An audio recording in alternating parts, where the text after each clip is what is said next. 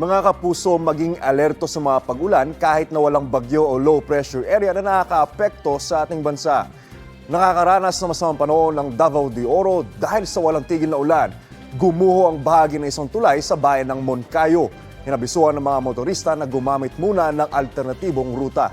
Sa Catanduanes, kumambalang sa National Road ang malalaking bato at lupa. Gumuho kasi ang bahagi ng bundok kasunod ng malakas na ulan.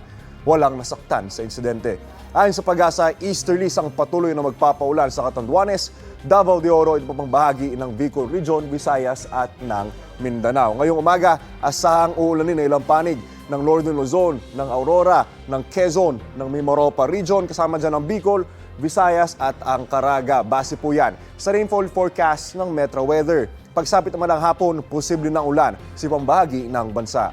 Mababa naman ang tsansa ng ulan ngayong araw dito sa Metro Manila. Ako po si Anzo Pertiera. Know the weather before you go.